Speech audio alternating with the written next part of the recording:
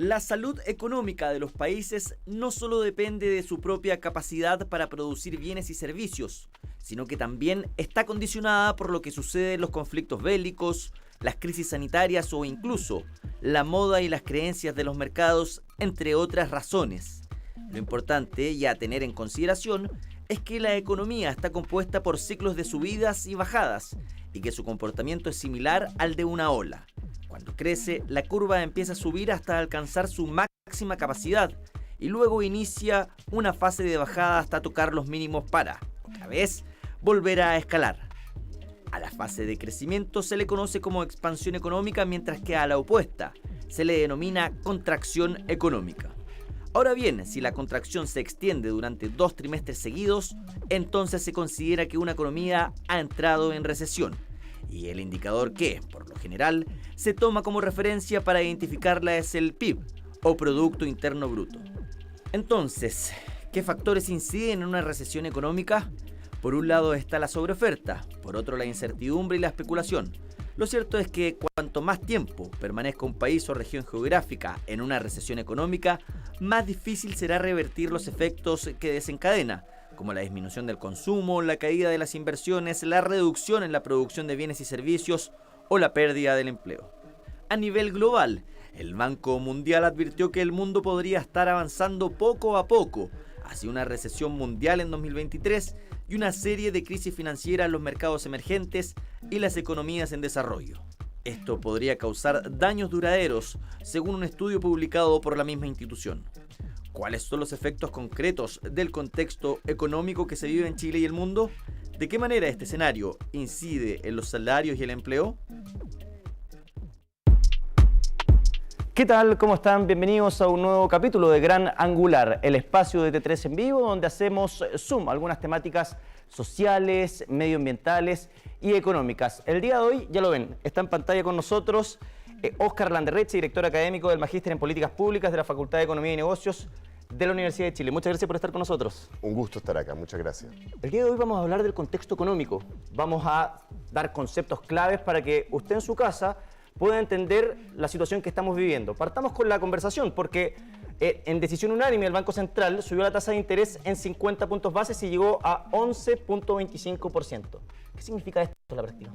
Bueno, lo que significa es que el Banco Central está encareciendo las tasas a las cuales le presta a los bancos, porque el Banco Central de Chile no le presta a la gente, no es que uno vaya al Banco Central a pedir un crédito, ¿ya? O sea, por favor no traten de hacer eso, ¿ya? No les va a resultar. Entonces, el Banco Central tiene ciertas, por así decirlo, líneas de crédito que le da a la banca, y la banca, a su vez, le presta a las empresas, le presta a las personas. Entonces, cuando una de sus fuentes de respaldo, en realidad, de respaldo de liquidez se encarece, se restringen en lo que están dando en crédito. Entonces, es una manera como indirecta, ¿no? En el fondo, es como el Banco Central aprieta a la banca por esta vía de subir las tasas, y eso significa que la banca aprieta a la demanda de todos nosotros y de las empresas. ¿Y qué es lo que está tratando de hacer el Banco Central? El Banco Central está tratando de frenar la demanda con el objeto de reducir la inflación, porque la inflación, como todos sabemos, ha estado bastante alta por diversas razones, llegó a 14 y tanto por ciento, que es un nivel que no habíamos visto básicamente desde la época como de la dictadura por allá, ¿no? O sea, a principios de la transición, necesitamos reducir eso, y la única manera de reducir precios, de reducir la inflación, es que haya menos demanda, o sea, que haya menos gente comprando los mismos bienes, eso es de sentido común. Eso es lo que está ocurriendo. Óscar, vamos a estar hablando de, efectivamente, los efectos de la inflación. Sin embargo, quiero que seamos súper concretos. Esta medida del Banco Central, ¿de qué manera afecta a la persona en su casa, en el día a día, por ejemplo, en los créditos de consumo, por ejemplo? Claro, va a terminar afectando los créditos de consumo, va a terminar afectando los créditos hipotecarios, ¿no es cierto? Los créditos automotrices, o sea, termina afectando las líneas de crédito que la gente tiene en las cuentas corrientes, se van a encarecer, toda esa estructura de tasas se sube. Cuando el banco sube su tasa a los bancos privados, los bancos suben toda la estructura de tasas, y eso significa que es más caro endeudarse. Entonces, bueno, cuando a una persona le suben las tasas, empieza a reconsiderar cosas. Por ejemplo, suponte que una persona que decía, oye, ¿sabes que ya a esta altura deberíamos estar, no sé, cambiando ese refrigerador que suena toda la noche, ¿ah? Y que está muy viejo? chuta, pero mira cómo está la tasa, ¿por qué no esperamos que las tasas estén más bajas para hacerlo? Porque si no, igual vamos a tener que tener un crédito, ¿no es cierto? Vamos a ir a la multitienda, igual nos va a cobrar una tasa. Entonces, afecta las decisiones de consumo comunes y corrientes de las personas. Y por la vía, las de crédito también. Por supuesto, y por esa vía, como afecta las decisiones de demanda, también las empresas terminan vendiendo menos. Y como terminan vendiendo menos, bueno, también eso frena un poquito el empleo.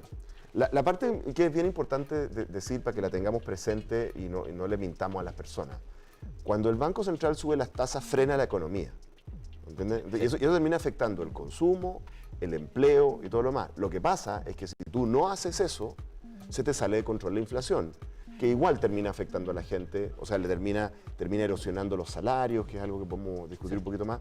Entonces, no hay nada que hacer. Para eliminar la inflación tienes que frenar la economía y eso es lo que está haciendo el Banco Central. Algunos expertos dicen que este es el techo, en definitiva.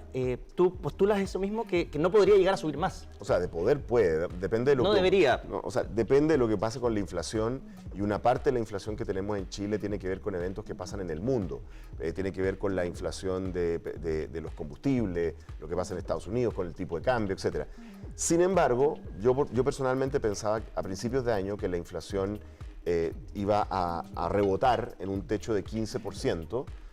Tengo que decir que mis colegas, los economistas, pensaban que no pasaba de 10, que ese era como el número. Yo siempre dije 15, me decían, ¿cómo? Bueno, por distintas cuentas que uno saca, me daba 15. Y vemos que está rebotando como en 14, algo, o sea que no estaba tan lejos. Con la información que tenemos hoy, yo esperaría que la inflación empezara a bajar, si es que no cambia nada, si es que no ocurre nada nuevo, yo esperaría que empezara a bajar, y si empieza a bajar, quizá no sería necesario que el Banco Central subiera la tasa demasiado más. Yo diría que tiene un techo de 12% con toda seguridad en este momento, pero como te digo, las cosas pueden cambiar, puede haber otros shocks inflacionarios, en cuyo caso el Banco Central puede tener que reconsiderarlo. Sí, algunos analistas anticipan que la inflación seguirá cediendo. Recordemos que el IPC aumentó un 0,9 en septiembre y acumuló un 13,7%, lo que tú hablabas, en 12 meses. Son señales positivas entonces, ¿no? Señales positivas, pero hay que tener cuidado con las señales cuando son un dato. Sí. Porque a veces las series tienen un dato bueno y después vuelven a la tendencia mala. Entonces, fue un buen dato, esperemos que haya más datos de inflación que se consoliden, y yo creo que ahí el Banco Central se va a tranquilizar un poco más. Lamentablemente hay una distribución de causas de la inflación en Chile que son de dos tipos. Una parte de la inflación que ocurre en Chile tiene que ver con cosas que nosotros mismos hemos hecho. Básicamente se está expresando el festival de consumo que se financió con los IFE, con los retiros. Una parte de la inflación es eso, por eso que tenemos un nivel de inflación mayor a otros países de América Latina, a otros países de la OCDE. Pero hay otra parte de la inflación que es importada. Entonces, este componente de los IFE y de los retiros probablemente ya se diluyó, ya desapareció, o se está desapareciendo, pero sigue presente la inflación internacional.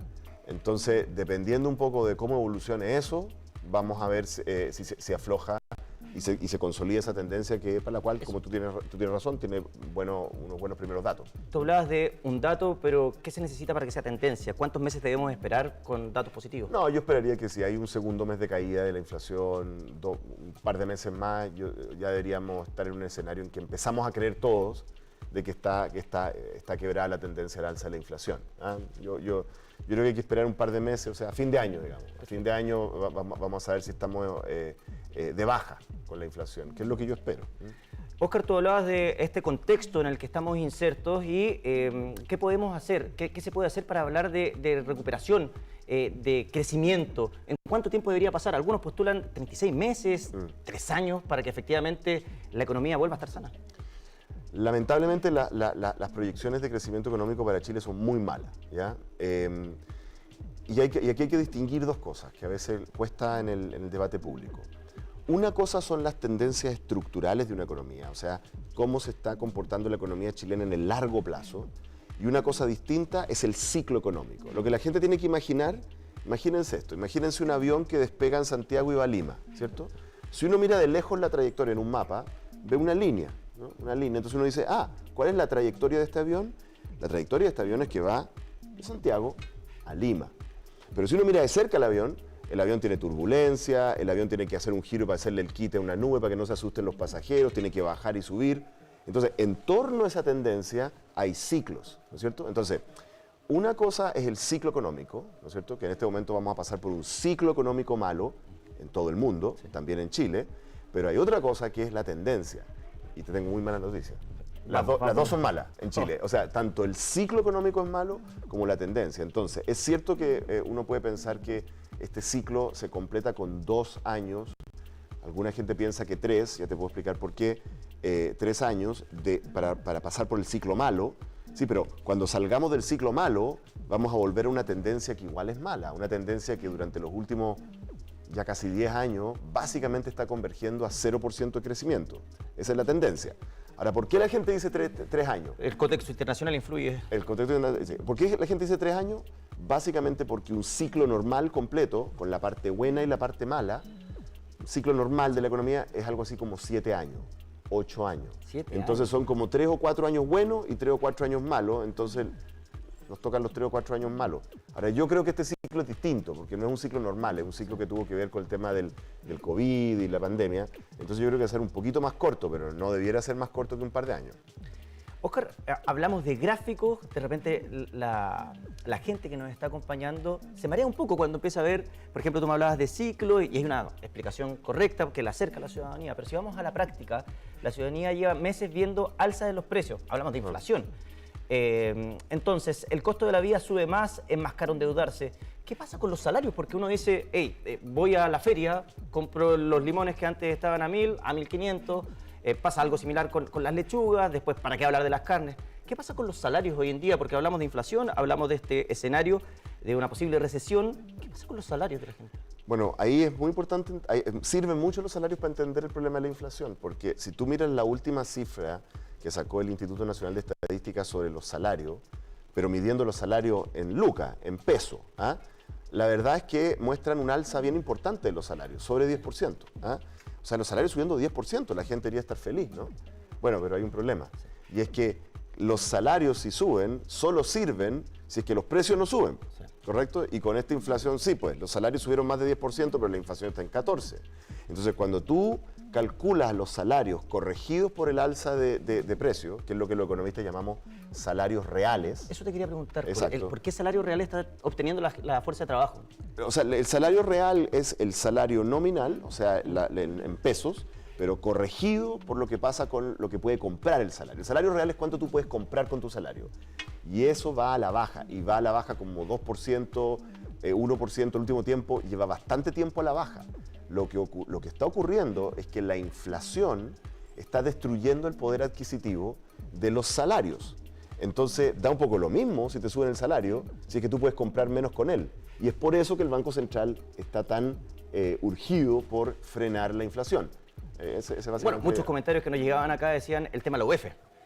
Porque, por ejemplo, efectivamente aumentó el salario, pero la UEF termina haciéndole más daño a este salario, en definitiva, claro. Con respecto a lo que tienen que pagar las personas, arriendos, créditos, etcétera. Claro, bueno, tú tienes que, por eso es que es muy urgente frenar la inflación. Hay otra razón, y es que la inflación, vía mecanismos como la UEF, tiene a veces cuando es muy alta por mucho tiempo, como que la economía se acostumbra a la inflación. Entonces, por ejemplo, me pasó el otro día conversando con mi mamá, con mi vieja. Entonces, mi mamá, que tiene jubilada y tiene algunos ahorritos, ¿no es cierto? Antes de este ciclo inflacionario lo tenía todo en nominal nomás, lo tenía en pesos, en tasas nominales, ¿no es cierto? Y cuando empezó a subir la inflación, fue a la casa, me dijo, ¿crees que tengo que pasar a pasarme UEF? Por supuesto, mamá, pasé completamente UEF, vamos a pasar por unos años de alta inflación. Y se pasó completo a UEF. Entonces, ¿qué es lo que pasa? Cuando todo el mundo se pasa a UEF, es más difícil bajar la inflación. Porque la UEF al final, ¿qué es lo que es? Es un mecanismo automático para que muchas cosas, como los créditos, pero de repente también algunos contratos, de repente algunos precios, se reajusten automáticamente a la inflación. Entonces sube la inflación y todo se reajusta. Y entonces es como que nos volviéramos adictos a la inflación. Y cuando eso ocurre por mucho tiempo, cuesta un mundo bajar la inflación. Por eso es que cuando Chile tenía inflaciones altas, ¿no? Digamos los años 80, bueno, antes aún más altas, costaba tanto bajar la inflación, porque en el fondo la inflación es como un juego de sillas musicales. Yo no sé si alguna vez jugaste sillas musicales. Sí. ¿No? Hasta el día de hoy veo a mis niños jugando. Entonces las sillas musicales es como, nadie se quiere quedar sin silla, ¿no? Y la silla es la UEF. Si querés, tú no tengas UF, pero yo voy a tener UF, porque yo me voy a proteger contra la inflación. Entonces, el Banco Central necesita urgentemente bajar la inflación para que no nos acostumbremos a ese ciclo. Y bueno, el problema es que eso tiene un costo en empleo, en fin, en actividad económica. Hay una pregunta que se hacen muchos, cuando efectivamente la UF sube, los precios suben, ¿bajan en algún momento? ¿O ya quedó en ese...? O sea, hemos tenido momentos súper específicos de inflación negativa, pero lo normal en una economía sana no es que la inflación baje, sino que baje poco. Y en realidad lo que importa, de nuevo, en el gráfico que estábamos discutiendo, lo que importa es el salario real. O sea, si la UF te reajusta al alza, por ejemplo, tu crédito, ¿correcto? Entonces lo reajusta de acuerdo a la inflación. Pero en realidad tus ingresos están subiendo mucho más que eso. No importa tanto, ¿te fijas? O sea, porque en el fondo tú igual estás ganando poder adquisitivo. Entonces, lo normal, lo sano, es que una economía sana en general tiene un nivel de inflación, hay razones por las cuales eso es sano, pero baja. Entonces, por ejemplo, el Banco Central históricamente ha tenido una meta de inflación baja, ¿no es cierto? Una meta de inflación relativamente baja, que sé yo, en el rango 1, 2, 3%, lo consideran que está más o menos bien. Países más desarrollados de repente tienen rangos de inflación un poquito más baja, más cerca de 1 que de 2, qué sé yo. Pero eso es considerado sano, ¿no? Es cuando la inflación se te escapa por arriba, que es muy malo porque empieza la gente a perder poder adquisitivo. Y claro, cuando la inflación se va a números negativos, es que está en una recesión, sí, ¿no? Que está en una crisis. Sí. Aprovechando de hablar esta temática, va de la mano con lo que tú decías, la inversión, el empleo que se va tocando. Y claro, cuando hablamos de recesión, inmediatamente uno dice, hay menos inversionistas dispuestos también a desembolsar capital en el mismo lugar. Y uno de los campos que se ve afectado es la construcción, por ejemplo. ¿De qué manera va a afectar esto, este tiempo, esta época, este ciclo que estamos hablando de una posible recesión? Bueno, una de las expresiones más cotidianas de las crisis es el empleo, la capacidad de generación de empleo. En este momento, francamente, estamos viviendo una situación como de una especie de ilusión óptica, ¿no? Que la gente siente que ha mejorado la situación de empleo, y si uno mira las cifras, claro, ha mejorado la situación de empleo, pero claro, ha mejorado en comparación con una cosa muy horrorosa que nos pasó, que es que ocurrió la pandemia donde, sí, afírmate, de punta a punta en la pandemia se perdieron 2 millones de empleos. Sí. 2 millones en un país en que trabaja, ¿no es cierto?, 7, 8 millones de personas, ya 9, no sé. Entonces, claro, la gente, en el fondo, como la gente tiene memoria corta, dice, pucha, ahora estoy mejor que hace un año, que hace 2 años. Claro, pero hace un año, hace 2 años era una situación horrorosa. Si tú comparas la situación actual con la situación previa a la pandemia, incluso previa al estallido social, si queréis, para sacarnos todas esas crisis, la verdad es que todavía no tenemos el mismo nivel de empleo, todavía estamos algo así como 250.000 empleos por debajo del nivel que teníamos antes. Y el problema es el siguiente, el problema es que en esos 3 años aumentó la población. O sea, de hecho la población en estos 3 años aumentó como en 1 millón de personas. Y de ese 1 millón de personas son como 800.000 personas en edad económicamente activa. Entonces, para que tú estés igual que hace 3 años, tendrías que haber creado 800.000 empleos y en realidad estás 250.000 empleos por debajo. Sí. Entonces, y la tendencia es a la baja. Y la tendencia es a la baja porque el próximo año hay pronósticos de caída en la tasa, en la tasa de crecimiento de la economía. Entonces, si tú miras estas dos cosas que hemos estado discutiendo, número uno, no hay suficiente empleo, o sea, se recuperó del peor momento de la pandemia, pero en realidad no nos hemos recuperado del nivel anterior. Entonces, el número de empleos no va a crecer, va a disminuir o se va a estancar. Y el salario real está cayendo como resultado de la inflación. Piensa tú en una familia común y corriente. De hecho, la siguiente pregunta tenía relación con la familia. Una familia común y corriente de clase trabajadora chilena, ¿sí? La clase media chilena, ¿sí? ¿De dónde saca su plata? Bueno, de sus trabajos que usualmente además trabaja más de una persona. A veces hay una persona, 2, a veces una persona es part-time, 1 y medio, a veces cuando los hijos son grandes son 3 personas las que trabajan. Entonces, para pensar cuántos son los ingresos de la familia, tenéis que multiplicar 2 cosas. Uno es cuánto empleo tenemos. O sea, ¿cuántos empleos tenemos en nuestra casa? ¿No? Trabaja el papá, trabaja la mamá, trabaja el hijo que es grande. ¿Cuánta gente trabaja? Ya.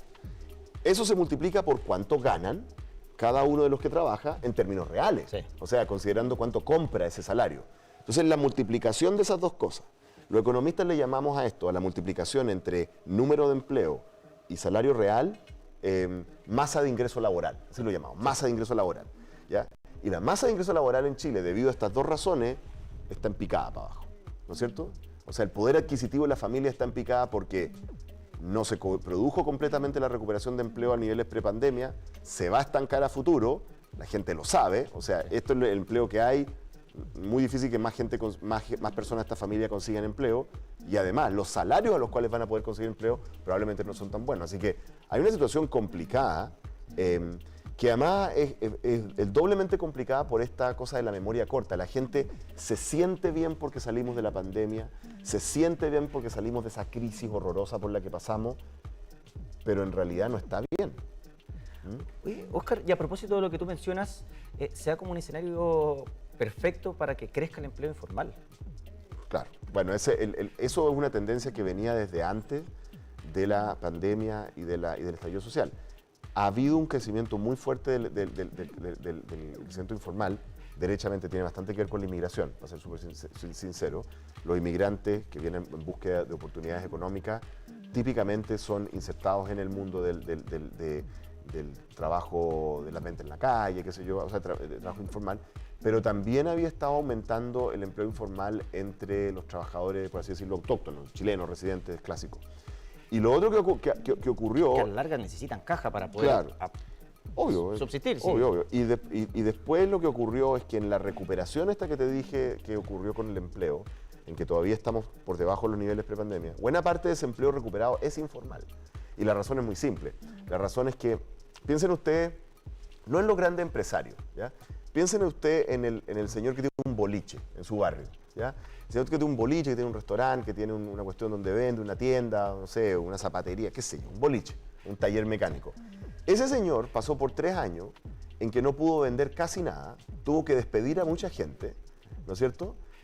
Apenas logró, si sobrevivió su negocio, si no quebró, apenas logró bicicletear las deudas. Entonces, cuando vuelve la situación actual, dice, bueno, ahora tengo más actividad, si tengo un taller, tengo más autos que vienen, ¿ya? Entonces necesito más mecánicos, ¿cierto? Sí. Ya, pero no me voy a comprometer a darles empleo para siempre. Sí. Vamos viendo. Entonces, lo que hace ese señor es que en el fondo los emplea informalmente para darse un grado de flexibilidad porque todavía no confía que la recuperación es permanente y que puede dar ese empleo para allá. ¿Y ahí qué le pasa al trabajador? Como está necesitado, como necesita empleo, acepta esas condiciones. Entonces, ¿cuál es el problema? Bueno, que cuando uno emplea a un trabajador en forma informal, ese trabajador no tiene seguro de desempleo, no está cotizando en sus fondos de pensiones, que además seguramente retiró una parte de ellos durante el carnaval de los retiros, ¿no es cierto? No tiene protección social, ¿no? Entonces es un trabajador que está en un estado de vulnerabilidad y cuando el jefe del taller mecánico, ¿no? Decide, no, ¿sabéis qué más? No puedo seguir, viejito, ¿no? Queda en pelota, Sí. queda sin nada. ¿Ya? Y ese es el problema con el trabajo informal. Tenemos un problema muy serio con el trabajo informal, particularmente en el mundo de las mujeres. La recuperación del empleo de las mujeres, ¿no? Que perdieron masivamente el empleo en el sector del retail, ¿no? Muchos de sus empleos fueron sustituidos por delivery y no van a volver. Entonces esas mujeres saben eso y lo que están es aceptando trabajos mucho más informales y con menos protección social. Óscar, tú eres experto en políticas públicas también, y quería preguntarte, y puede ser súper difícil y engañadora esta pregunta, porque si tú tuvieses una varita mágica y dijeras como cuál es la solución para enfrentar este ciclo que estamos viviendo, ¿cuál crees tú que sería el indicador a seguir o cuál es la pauta a seguir? Ya, y no está permitido decirte que no hay varitas mágicas. En economía no hay varitas mágicas y cuando la gente en la política quiere vender que hay varitas mágicas o como se dice, balas de plata, ¿así? Siempre está mintiendo, básicamente, ¿no? La economía es como un transatlántico, ¿ya? Es una cosa pesada, ¿no? No es un yate que uno da vuelta así, no. Entonces, uno tiene que hacer muchas cosas para dar vuelta a la situación en cierta dirección. A mí lo que me parece es que Chile, para restablecer una senda de crecimiento estructural, más allá del ciclo, necesita formularle al país una estrategia de crecimiento y desarrollo más clara.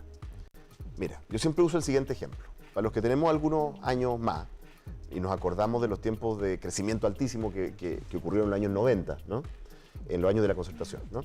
En esa época, todos los chilenos entendían de qué se trataba el crecimiento económico de Chile. Todo el mundo entendía que éramos exportadores de fruta, era la época de oro de los packing, de la fruta. Todo el mundo entendía lo que estábamos haciendo en infraestructura. Chile era líder en infraestructura, las mejores carreteras, los mejores puertos, los mejores embalses, los tratados de libre comercio, ¿no es cierto? Teníamos los primeros en tener tratados de libre comercio con China, con Europa, con Estados Unidos. Todo el mundo entendía. Independientemente de que la gente le gustara o no la estrategia de desarrollo, la entendía. Y yo le pregunto a la gente que me está viendo acá, ¿usted entiende cuál es la estrategia de desarrollo de Chile? Y hago una siguiente pregunta. ¿Desde cuándo no entiende la estrategia de desarrollo de Chile? O sea, ¿desde cuándo la clase política chilena, en el fondo, ni siquiera ellos mismos entienden cuál es la estrategia de desarrollo de Chile? La razón es la siguiente, una razón muy simple. No hay una estrategia de desarrollo en Chile.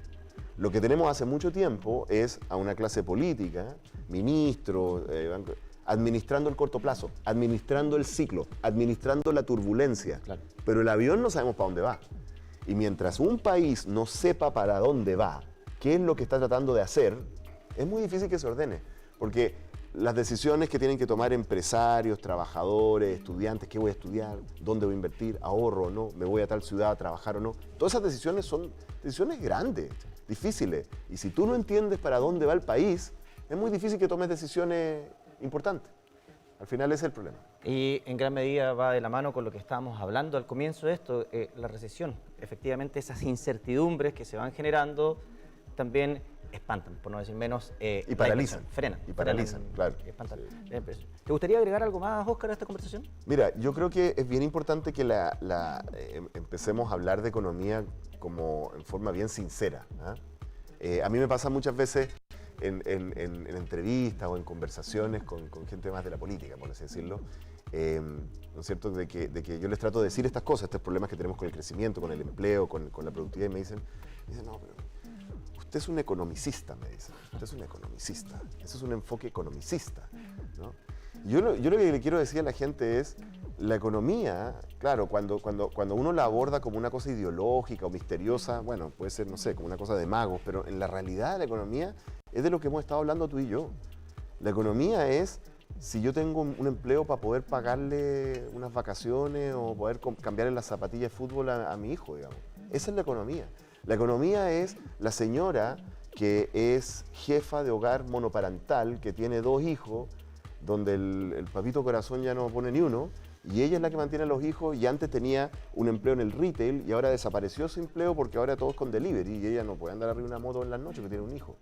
Esa es la economía, ¿entiendes? La economía es si yo le puedo pagar, si alguien de regiones que quiere mandar a sus hijos a estudiar a las universidades de Santiago, que obviamente son como de las mejorcitas, ¿no es cierto? Bueno, va a tener que pagarle un arriendo en alguna habitación o algo por el estilo, digamos. Sí. Esa es la economía. Entonces, dejemos de hablar de la economía como si fuera una cosa abstracta allá arriba, ¿no? Chile en este momento lleva varios años creciendo 0% per cápita. 0%. El próximo año somos el único país de América Latina. ¿Sí? Nos gusta reírnos de los demás países de América Latina, si lo encontramos ridículo, que hacen tonteras. Nosotros somos el único país de América Latina que está decreciendo, ¿ya? Y si nosotros creemos que nuestros comportamientos no tienen nada que ver con eso, bueno, estamos locos. El tipo de gente que elegimos a los cargos públicos, al Parlamento, el tipo de gente que toma decisiones económicas por nosotros, si las elegimos mal, estas son las consecuencias. Yo sugiero empezar a elegirlas bien. Óscar Landerreche, director académico del Magíster en Políticas Públicas de la Facultad de Economía y Negocios de la Universidad de Chile, nos acompañó en este capítulo de Gran Angular. Me quedo con el concepto, estrategia. Estrategia de desarrollo. Estrategia de desarrollo. Muchas gracias, Óscar, por habernos acompañado. Muchas gracias a ti. La invitación a todos ustedes es a seguir informándose en T13 y en todas nuestras plataformas. Que estén muy bien. Chau, chau.